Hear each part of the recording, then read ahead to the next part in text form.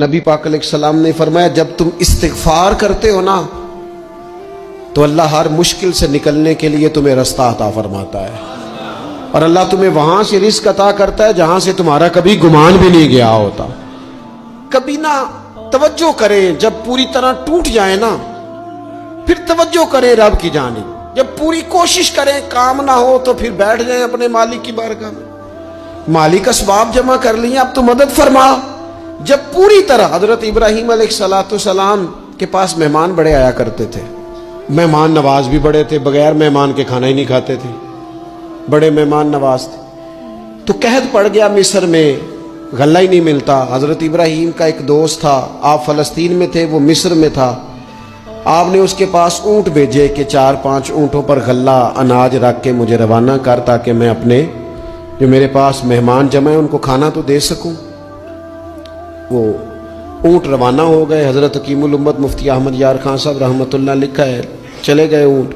اب مہمان جمع ہیں، ان کو بھی خبر دے دی گئی ہے کہ آپ فکر نہ کریں، غلہ مصر سے آنے لگا ہے، کھانا ملے گا۔ لیکن جب وہاں اٹھ گئے تو انہوں نے کہا قحط چونکہ بہت زیادہ تھا، اناج ساری ہم تقسیم کر چکے ہیں، اب تو ہمارے پاس غلہ نہیں ہے۔ وہ خالی آ گئے واپس۔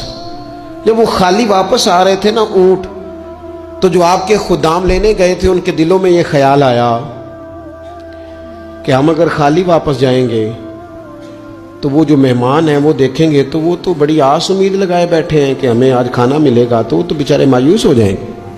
انہوں نے اس طرح کیا کہ رستے میں کچھ ریت بھر لی ان بوریوں میں اور اونٹوں پہ ان کو رکھ لیا تاکہ پھر جا کے حضرت ابراہیم سے عرض کریں گے، وہ خود ہی لوگوں کو سمجھا دیں گے، ایسے خالی اونٹ لے جانا بہتر نہیں۔ حضرت حکیم الامت رحمۃ اللہ علیہ لکھتے کہ حضرت ابراہیم علیہ السلام آرام فرما تھے، خدام نے جا کے اندر جہاں وہ سامان رکھا جاتا تھا وہاں ریت سے بھرے ہوئے بوریے رکھ دیے، وہ چلے گئے۔ حضرت ابراہیم کی زوجہ جناب ہاجرہ اٹھی، انہوں نے کہا میں منہ کھولتی ہوں، گلے کا گندم پیستی ہوں، کھانا بنا کے دیتی ہوں۔ جب انہوں نے منہ کھولا نا اس کا، بوری کا، توڑے کا، اس بوریے کا، تو کہتی ہیں اتنی بہترین گندم نکلی کہ میں نے زندگی میں کبھی نہیں دیکھی تھی۔ جانور کو گولی لگائی تو ایک نوجوان کو لگ گئی، اب وہ چاہتا تو بھاگ بھی جاتا، لیکن وہ بچہ اٹھایا اس نے، اس کا گھر معلوم کیا، گھر گیا، گھر والوں کو بتایا کہ مجھ سے غلطی ہو گئی۔ کہنے لگا نہیں تو نے جان بوجھ کے مارا ہے۔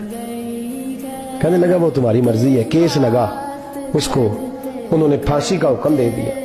ایک دن وہ جو اسلام قبول کرنے والا ہے وہ ایس ایچ او صاحب ہے، انسپیکٹر صاحب ہے اس علاقے کے، انہوں نے اسلام کو ان سے پوچھا گیا تو وہ کہنے لگے نوجوان آیا تو میری کسٹڈی میں میرے پاس اس کا کیس لگا۔ میں جتنے دن وہ اس کی تفتیش کرتا رہا میں دیکھتا کہ وہ بڑا دھیما ہے، نماز سے بڑی دلچسپی ہے، درود شریف سے بڑی دلچسپی ہے، قرآن پاک سے بڑا پیار ہے، اور باتوں میں بڑی مٹھاس ہے۔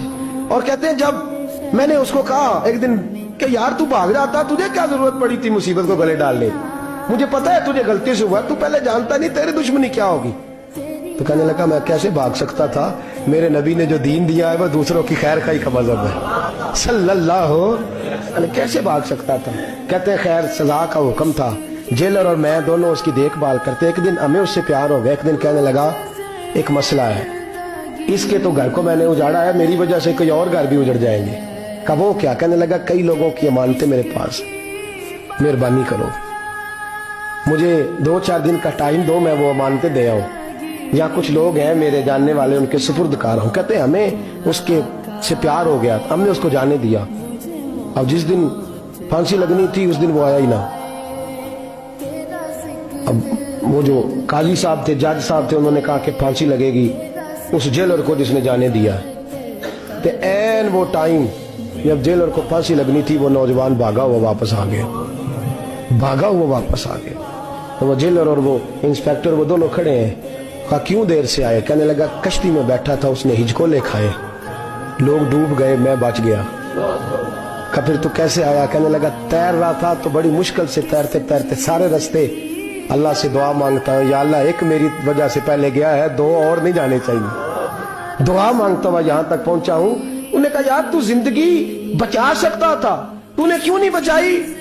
कहने लगा मैं पहले एक की ले चुका, तुम दोनों की भी ले लेता। उसने कहा हम तो ईसाई हैं, तो मुसलमान है, मर भी जाते तो क्या अर्ज था। कहने लगा कैसे मर जाते, मेरे नबी ने कहा है दीन नसीहा, दीन दूसरों का भला करने का नाम है, दूसरों का भला करने का नाम। वो अब क्या करीब उसने बात सुनाई, उसको लटकाने लगे तो वो जो जल्लाद था वो लटकाने लगा, तो इंस्पेक्टर कहने लगा इसको रहने दो, मुझे फांसी दे दो। वो कहने लगा नहीं तुम इन दोनों को रहने दो। जेलर कहने लगा मुझे फांसी दे दो। अब जब वो सब लोग खड़े हैं, फांसी हो रही है, लोगों की आंखों में आंसू हैं, जज साहब भी खड़े थे। जज कहने लगा तुम तीनों चारों को रहने दो, मुझे लटका दो इसकी जगह पे। लोग रो रहे, तड़प रहे, वो बच्चे के वालिदैन भी खड़े थे, वो सारे खड़े थे। वो जल्लाद जो फांसी दिया करता है, जिसे कभी रहम नहीं आता, वो रस्सी छोड़ के पीछे हो गया। लोगों ने कहा तू को पीछे हो गया। कहने लगा अगर ये मरेगा तो मैं भी मरूंगा, मुझे फांसी मिलेगी। तड़प उठे सारे लोग, आंखों में आंसू आए। जब सारे रोए तो बच्चे का वालिद आगे बढ़ के कहने लगा कसम है अल्लाह की इज्जत की, अगर तेरा ये रंग है तो मोहम्मद अरबी का क्या रंग होगा सल्लल्लाहु अलैहि। वो सब लोग कलमा पढ़ गए, मुसलमान हो गए। तेरा एसार, तेरी खैर खाई लोगों को दीन के करीब। एक अजीब मुकदमा हजरत उमर के पास आया। हजरत उमर कहने लगे मैं इसका फैसला ही नहीं कर सकता, मुकदमा अर्ज करूं आपकी खिदमत में। द्रूशी पढ़िए एक दफा बुलंद आवाज।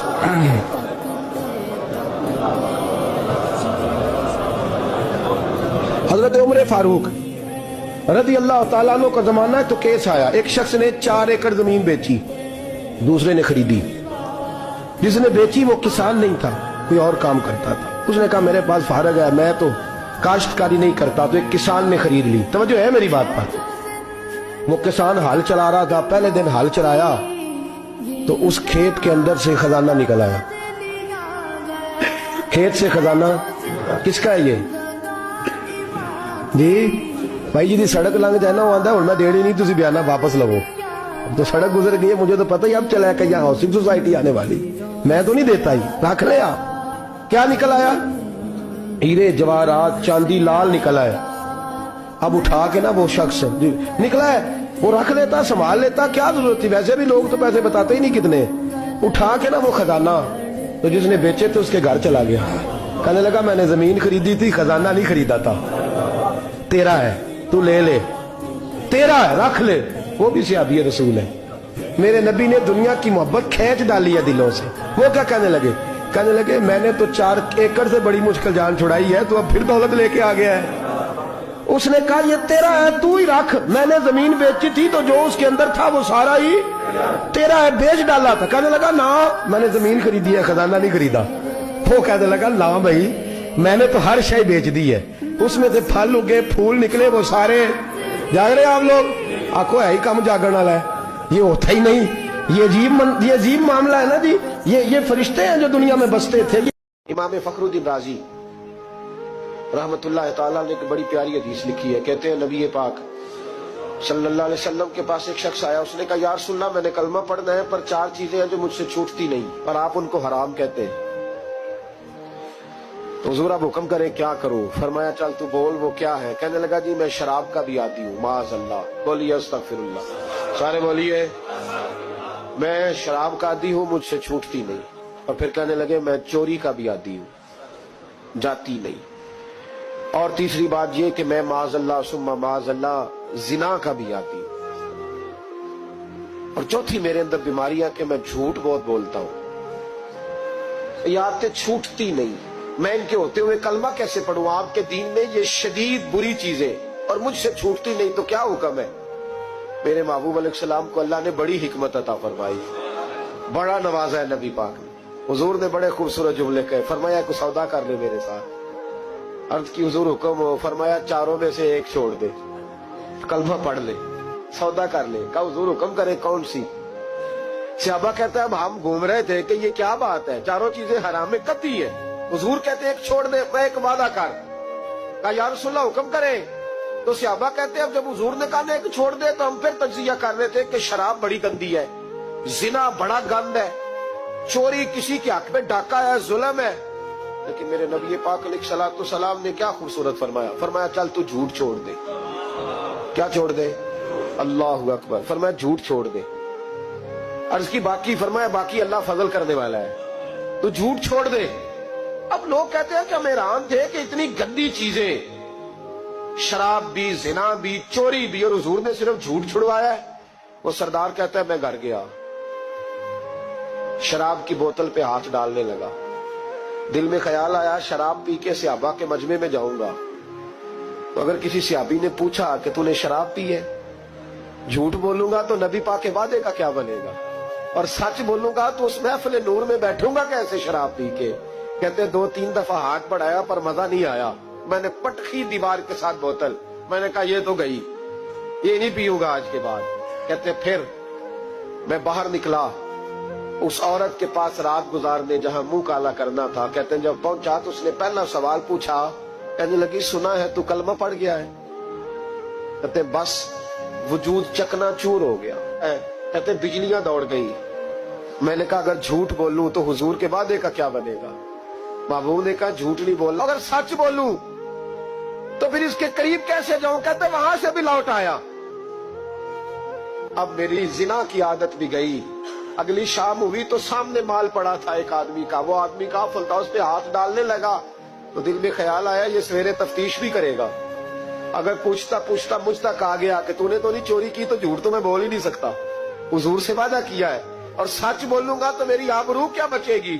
کہتے شام ایک دن میں گیا، اگلے دن کی شام ہوئی تو صرف سچ کی عادت اپنائی، میرا زنا بھی گیا، میری چوری بھی گئی، میری شراب کباب بھی گئے۔ کہتے تیسرے جا کے دروازہ رسول پہ بیٹھا، صحابہ باقی اپنا کام کرتے رہے، میں صرف مصطفیٰ کا چہرہ تکتا رہا، میں بس چہرہ تکتا رہا۔ دیر ہو گئی تو ایک صحابی کہنے لگے کیا دیکھ رہے ہو؟ تو میں نے کہا اس رسول کا کمال دیکھ رہا ہوں، اس محبوب کا کمال دیکھ رہا ہوں، ایک جھوٹ چھڑوایا ہے تو رب کریم نے مجھے سارے تقوی عطا فرما دی۔